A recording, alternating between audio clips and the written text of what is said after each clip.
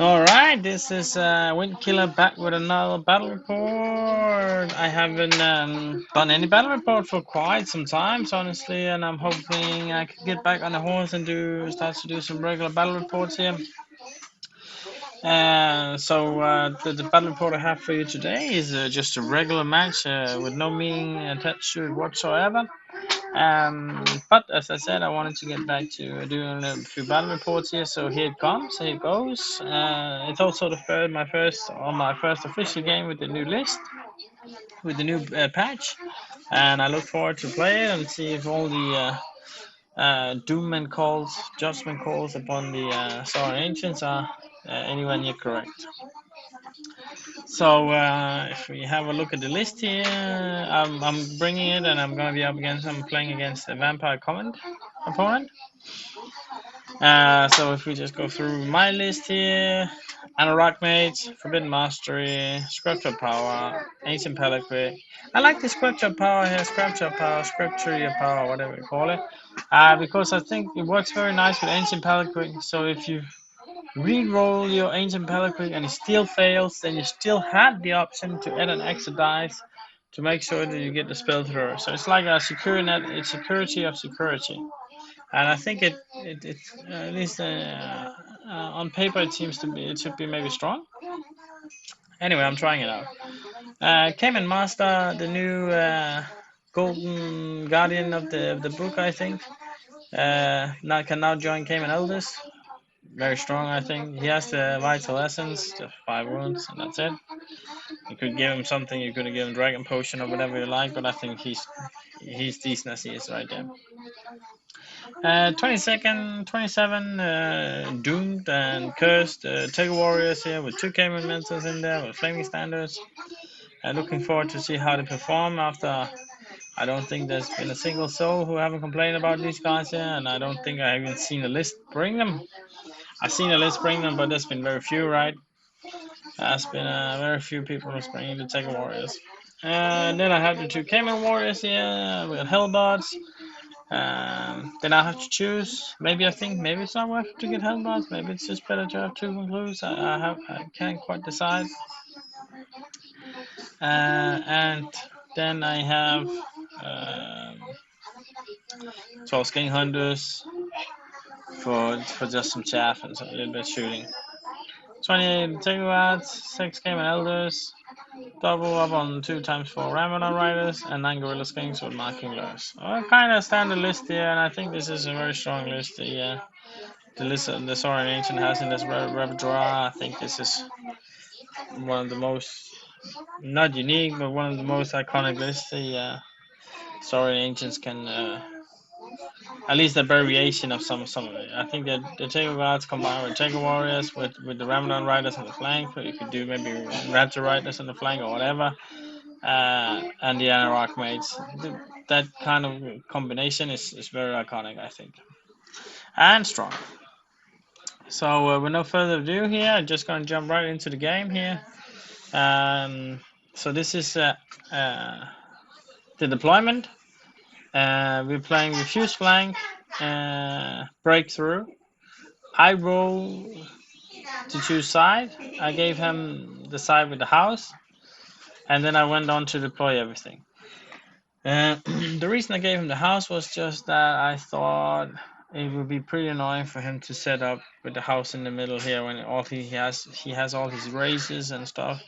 So if he would have trouble centralizing his army and still utilizing in the army, I thought that would be it would generate him some troubles. And indeed, as you can see here, after deployment here, he does clunk up a little bit. He have 2 units behind another unit, so they're not going to do a whole lot this game, right? If we just take a look real quick at his list here, this is ghouls, 40 ghouls, zombies, vampire spawns, fell bats, skeletons, and bar knights. And within the bar knights, there are a big vampire counts with the crimson rage and some other things. Very nasty guy, and a bar knight next to him. And then he has 2 mages down here throwing spells and raises spells. So, kind of standard list, right? Nothing fancy. So this is the deployment. He picked some spells. I can't really remember. And I pick a lot of magic missiles. I pick a lot of magic missiles, and thinking back on it, I think it's maybe not correct to pick a lot of magic missiles against this army setup I'm playing against. If the vampire con has a lot of blocks, I don't think it's necessarily worth it to have a lot of magic missiles. If they have something big, say the whatever, I forgot the name of it, but the Warwick or the Warlock or the big bat thing or whatever, then yeah, I think magic missiles could probably have their place. But if it's just big blocks, then I think maybe buff spells would do better. Anyway, it was at least a consideration after playing this game here. So getting right into the game here, this is the I go for turn one. I deploy everything and I go for turn one. So this is my turn one here, and as you can see here, this is magic phase. So what I do here is I march up max with my Rammer Riders, keep them within 8 inches of my Cayman Elders, so they don't go run crazy with um, frenzy. Uh, and then I move up. I move max up with my Cayman Elders and my Tackle Guards, and then I just pivot a little bit on my saurian warriors to make like a new flank, not to make like a new line of fighting, right? So before I was like more vertical to him. Now I'm more like parallel to him. I move up with my skink hunters here to start preparing to chaff him or bait out a charge here. Mainly, I don't think he will take it, so it's mainly just to prepare possibility of chaffing here. So next turn here, these guys could probably chaff in this area here, right?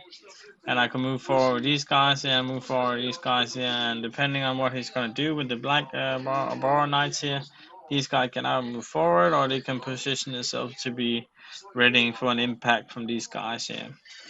Um, so I felt like I had the left flank really good covered for me, but the vampire spawns is a big problem here. And I actually played another game here the other day, and the vampire spawns was another problem, and the vampire spawns actually won the game for him. They just seem to fly above everything. They just seem to be able to find such good positioning against these guys here. Very nasty, very difficult to deal with. Uh, so yeah, still haven't quite figured out how to deal with them. But anyway, right now it's very simple. Right? I'm trying to pincer move him here with the two flyers unit here. I have my 11 shooters down here, but it might only be 9 actually in this list here. But anyway, uh, trying to give out marks. I start off with the mark on the vampire spawns, and my shooting phase, I'll give another mark to the bar knights here. So this magic phase, if we just go through quickly, I cast like 3 or 4 magic missiles on the bar knights, and everything fails. So I kill like 1. I think I killed 2 in total in this round here.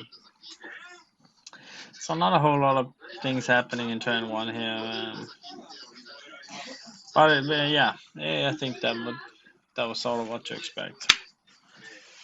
As you can see, I killed 2 here. However, he's next turn here. Next turn here, he moves forward a little bit, preparing the bar knights to charge somewhere. Uh, but mainly, I think he just want to spend the turn racing. I think his idea here is just to chill out, wait for me coming, and try and get the race machine going here, right? So he's not being too aggressive. Magic phase is nothing really happens. I think he even rolls really terrible and doesn't raise any zombies or anything. Maybe he caused a single spell raise on his bar knights and get 2 back, and that's it. So my turn here, he also get rubber in here on these guys, my Ramron right here. So they're actually offensive, defensive 1. But I figured it doesn't matter at all. Defensive 1 or 2, it makes no difference at all. Only against 5. So I didn't care about that. As little as I care about the Takeover Warriors having offensive 2, and I think maybe we'll see in this game here that it didn't impact them a whole lot this game here at least. So two dangerous things happened in my turn 2 here. I had to do one frenzy check here, and I was on a leadership 6. It was not very nice. Uh, yeah, that was not very nice. I did pass it though. I did pass it. So I'm struggling really hard to figure out a way to deal with this right side flank he has. Yeah, and then my answer was initially just to come up with putting some skink warriors here and to chaff him, and then I could worry about it next time here. But while I tried to advance on the other side here, and that was my plan here. Thinking back on it, I think I should have been a little bit more defensive here. I think I should have reformed my Takeover Warriors to line of 5 and prepared them for getting charged a little bit better than they are right now, because now they need to reform next time and they have less movement. I should also not have leave my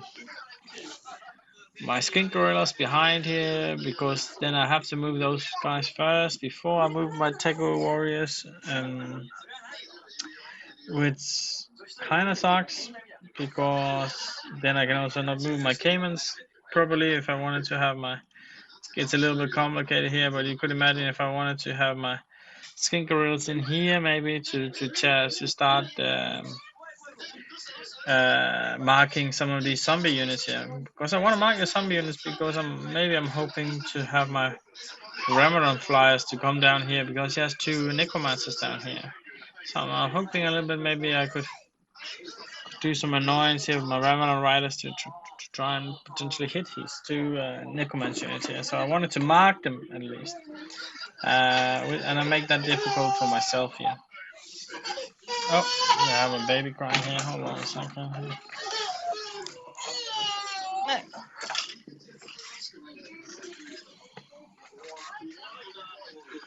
So that I think I played the right side of the map here, not too good. On the other side of flank, yeah, I did whether or not played it good or not. I think the idea I had that just to push it forward, my analyze that I was much stronger on this flank here was good. So I just decided to move my Cayman Elvis up real aggressively, to just move 12 up and say, go on, if you want to charge, you can charge. Which is one of the things I really love about this unit here. It's a medium-sized unit that can really just say, go charge me, I dare you. Which I felt like the Saurian Ancient didn't really have before that, apart from the Tego Guards, and to some extent the Tego Warriors also. But they didn't have a whole lot of anvil, despite being very slow and having hard time to find good charges. So I feel like the Cayman Elders has sort of closed that gap a little bit, at least against some sort of units, right? So anyway, we go up here, and I think this is not my movement. It's not quite done yet here. Let's see here. I think I have my Ramadan Riders in there. So my Ramadan Riders, they fly down to my Ramadan Riders, they fly down to a sweet corner down here where they can be charged, and they're basically ready for counter charge to whatever should be counter charge, right? I think that's a very nice position, and that's one of the reasons I haven't played Ramadan Riders for a whole lot for a while. I usually ran without them, and I must say they're very flexible, and they offer something to the army, which it elsewhere doesn't have, and that's really good. Obviously, flying up on the flank here is gonna have some annoying games where you fail French test. and you just have to charge something useless. But I mean, even if I fail French test next time, right, I can still charge anything I would like to charge. I can charge, so that's good. I mean, for Rammer Wireless into Baronite, that's maybe not entirely bad. I mean, you could imagine if I maybe get uh, if I get one more spell in, say if I get Awaken a Beast or Glory, Gold of Glory, or whatever the penetration weapon is called, or something like that. Then I mean, I think I will do a decent amount of wounds to Beauregard's. I mean, how many wounds will I do? It's 20 attack, hitting on 4s. That's 10 hits with reroll to hit. That's 15 hits, and that's 30 dices. So I will roll 5 sixes. So that's 15 hits plus 5 sixes. That's 20 hits. I mean, that's 20 hits, right? Wounding on 3s. That'd be 15. It'd be a little bit less, but that'd be like, what, 14? Be like 14 wounds? 14, a little bit less than 14 wounds. AP2, potentially, right? So 4 of save, that's like 7 or 8 wounds. Plus the skinks, right? I mean, that's really good. That's probably even enough to crumble. That's probably even enough to crumble them. I can't make way. So I mean, like that's a good charge. It's definitely not necessarily a bad idea.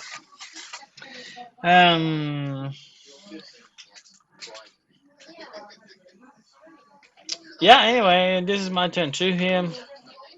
His turn 3 here. He decides to charge Chaff, obviously, and I think he need an 8 on both units to reach my or maybe a 9, or maybe it's a 7 and an 8, or whatever, to hit my Taker Warriors here. And then he taps off my Taker Guards here so they can. He taps my Taker Guards here with his ghoul units here so they can't reach the potential combat that's gonna happen down here, right? So that's a little bit annoying here. And his magic face, I think he plays the magic face a little bit weird here. If I recall correctly, he casts. Can't quite remember. Oh no, he just races. This round he plays. He races. I think he just races a lot. Right. He makes a mistake here though, placing his bad units behind the zombies here. So the zombies can't be raised too much because they don't have place to place them. So it's basically only skeletons, Paranites, and the other unit of zombies that gets healed up. So right now the racing show hasn't gone up completely, right. It's still in a controllable fashion at the moment here. And if I don't, yeah, and obviously he ends up killing my skinks here, and he rolls horribly on the all run. He only runs 4 and 3 or something like that. He do manage to run me down, but he doesn't reach my my Taker Warriors here. So this is a nice position for me, I think. Now I can choose to charge, or I can choose not to charge here. But it doesn't nevertheless change the fact that I'm in a bit of a pickle down here on the right side flank. I have no clue what to do against the vampire spawns, and the vampire spawns are looking to clean up the show, right? They're just looking to go through everything here, right? And the path is just unstoppable. The only way I can see it, maybe these guys here, they will go down here and then prepare a flank charge here if they go in somewhere. But then I cannot touch this unit here, this unit here. It was hard to deal with this. I don't know how to deal with it. Anyway, so this is what happens, right? My turn 3. I decided to go all in on the ghouls here, and I can get like a lot of attacking on the ghouls here, and if with a bit of luck I can break them and kill all of them in one turn, which should leave me in a really good position. But in any case, I should be able to kill him before it's my next turn, which is good for me, I think. And then I'm having a few troubles here. And here's what I mentioned before, that these guys here and these guys here should have been reformed last turn. So now I'm trying to salvage this pickle I'm down here, right? And I don't really know, because I want to chaff over these guys here, but these guys here are too wide to letting these guys in. So I can't really chaff them up in a beautiful way. These guys here are behind, so I cannot reform these guys first and then move them back to allow these guys to chaff, um, without moving these guys to somewhere where they're not really needed. So what I want to do with my skin gorillas, right, is to mark this unit here, this unit here. As you can see here, we're looking at them with the Ramen Riders, right? So I want to mark this unit here. Oh, our passes my friends taking them here. They're doing nicely. So I want to mark this unit here. Or maybe even just the skeletons, right? Or potentially flank charge here. But I don't have the range here. I think there's like 21 inches from here to here. So I want to get in here. But to get in there, I have to move the Cayman Elders first. And to move the Cayman Elders first, I have to reform the Tiger Warriors. But the Tiger Warriors cannot reform because the Skin Gorillas is in the way. So I have to move Skin Gorillas first. So that was a logistical mistake for me, which was pretty annoying. In any case, after moving phase, this is how it's gonna end up. I'm just gonna reform my Tiger Warriors and pray they can take the charge for one turn.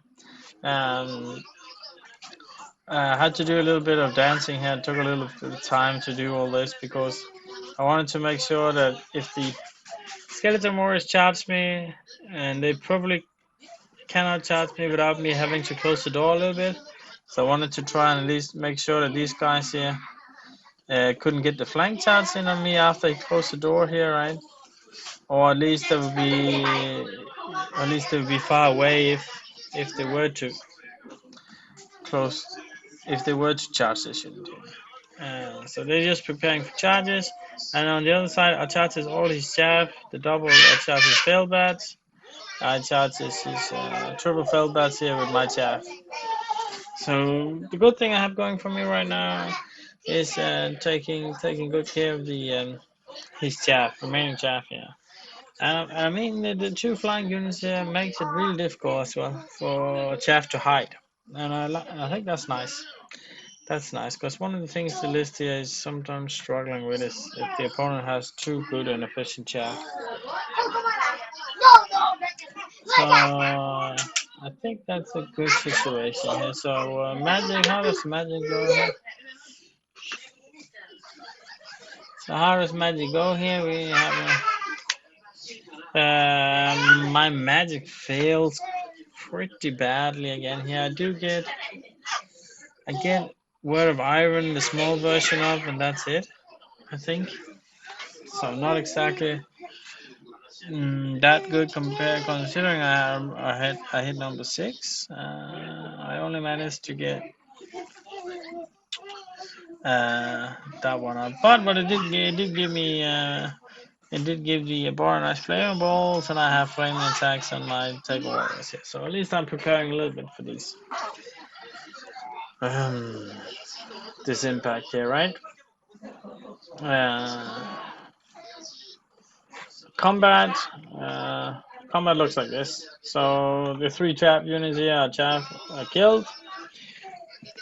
The ghouls are nicely done up. And now he's in a bit of a pickle here, right? How is he gonna save his wizards? I mean, they don't really have many places to run anymore. And how is he gonna ensure that I can come from this flank here and start helping these Tiger Warriors here? Obviously, he has the same thing. Obviously, you can say the same thing about me here. But I break through his flank a little bit one turn earlier than he's breaking through my flank here, which is maybe good for me. So it is his turn 3 here.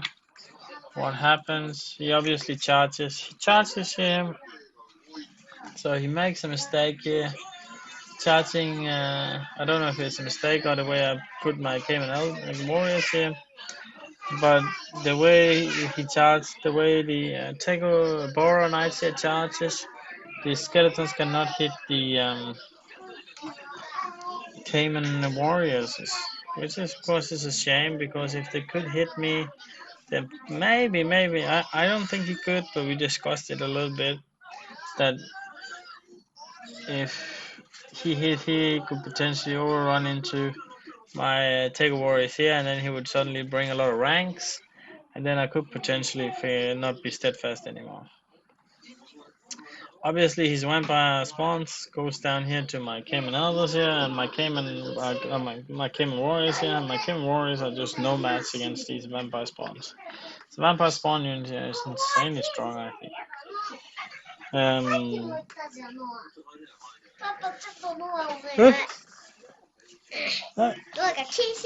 yeah. So yeah, interesting game, right? I have breaking through on the left side flank, and he's breaking through on the right side flank, and now he's engaged. His big unit is engaged with a semi big unit of mine, right? Magic face.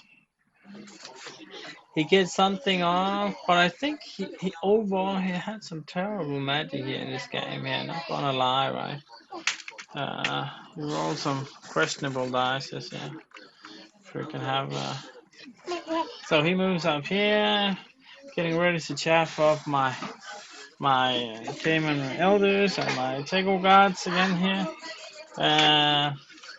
With his zombies in the zombies, and my Ramadan Riders are ready to do some great work here from the back here. Right, they can basically choose which unit to charge in the rear.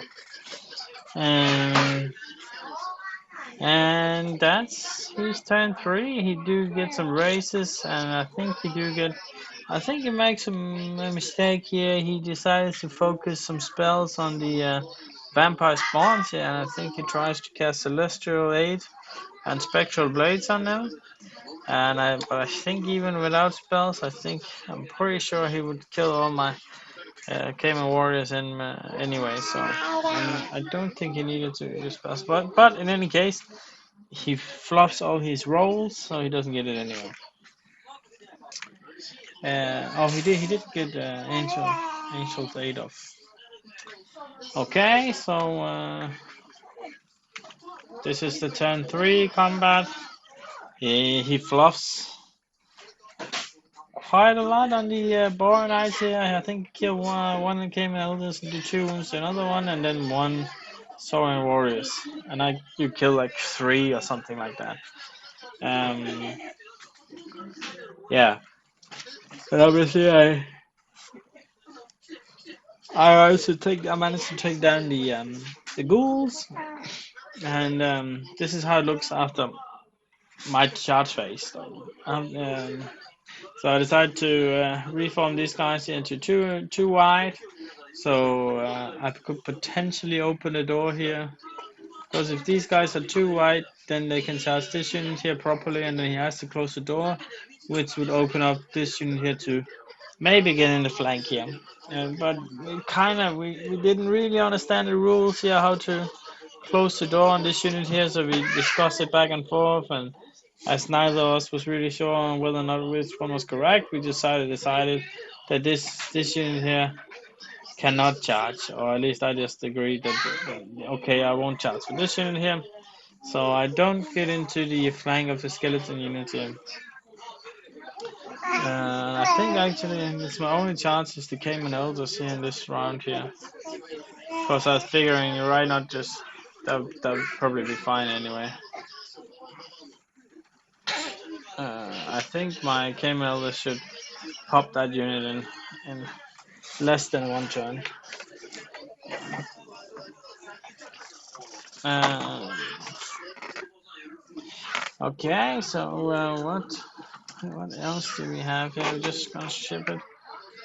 So this is the my turn 4 magic phase, right? So right now the game has taken about 4 hours to play 4 turns here. So this is my turn 4 here, and we agree actually this to be the last turn here.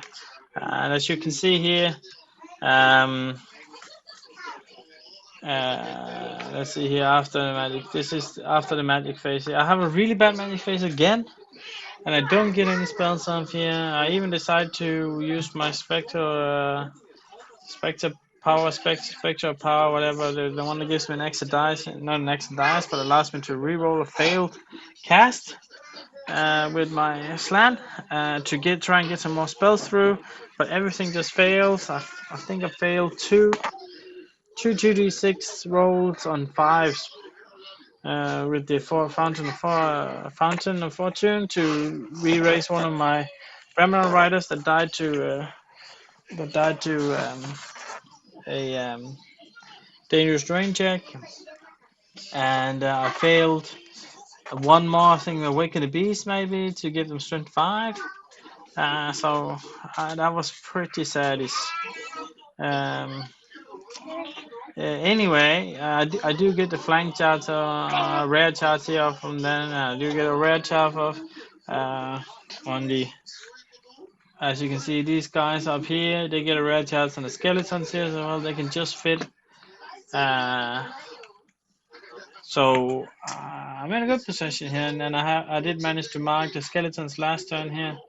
So they have reroll to hit on 5 attacks as well. And so this is my turn after combat here, as you can see.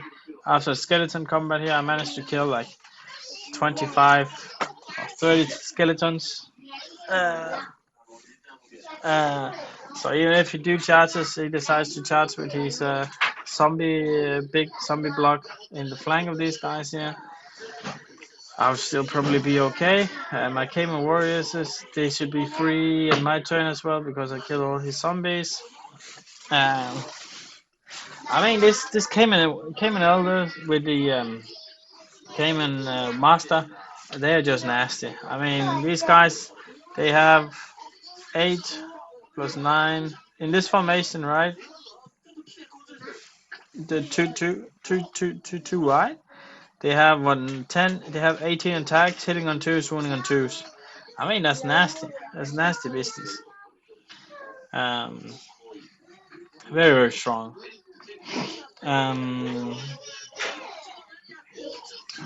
so they kill the zombies. I kill the skeletons, and I also managed to kill quite a few knights here. So now he ends up having to do 3 wounds on his bar knight here, and his vampire counts is all that's left, and I still have a champion down here. I just deleted him by an accident here, so he cannot even challenge himself. I can even challenge myself out of one of the guys here, right? Um, so yeah, we agreed to stop the game here. Despite, I mean, there are still things that could happen, right? I mean, this unit here could potentially charge here, right, and trumble through some of these units here. Probably cannot do it all alone, but there was still a little bit of hope here for him. But I agree, it looked pretty dark. So this is just how we agreed to the game to end. So if I were just to say some final thoughts here, I think I mentioned them throughout the battle report here, but one of them would be magic missiles. Less magic missiles, more magical impact in combat. Particularly Flaming Sword of Ruin and um, Glory of Gold to help the my units against his strong knight unit. Particularly the Tegel Warriors, because there's a big chance the Tegel Warriors are going to be facing this unit. So that would have been really nice, and also easier way to get off the alchemy attribute spell when the Tego Guards is in combat. Oh, no, no, no, don't eat the mouse. Don't eat the mouse. You cannot eat the mouse. Baby, he's eating my mouse. Um, you can have some tea. You can have some tea. You can have some tea. You want some tea? Yeah, and another one is the Cayman Warriors. Hmm, they're difficult to make work. I can easily see myself maybe play 2x10 of Raptor Riders instead. I know the footprint is a little bit bigger. Maybe only have one unit of Cayman Warriors and then one unit of 10, 10 or even 12 Raptor Riders to help out with a little bit more movement speed and Beast and Swift Riders and and a little bit more agility. Agility seems to be a bit of a problem on these Cayman Warriors here. I feel like they sort of just die before they get to do anything if they're not in big enough numbers. So that's one of the things I was thinking about changing. And double up on Ramada Riders with only one unit of marking lures is a little bit difficult to make work. I could maybe consider doing only one unit of Ramada Riders and then instead one unit of Raptor Riders. Uh, Maybe even I actually made a list of this, and then I would take out the Cayman Master and replace him with a veteran, take a veteran, and then I have a strong unit of Raptor Riders instead. 10 Raptor Riders with a veteran in there with the glory of with Hellbart, 4+ ward save, and the spear, the spear of glory or whatever the good magic item they have, right? Um, that's two of the things I've been considering. And then another thing I'm also considering is that you could also just replace the slant, maybe. But this is tricky because you want to keep the stubborn on the Tego guards, right? And if you move the slant, you might as well remove the Tego guards.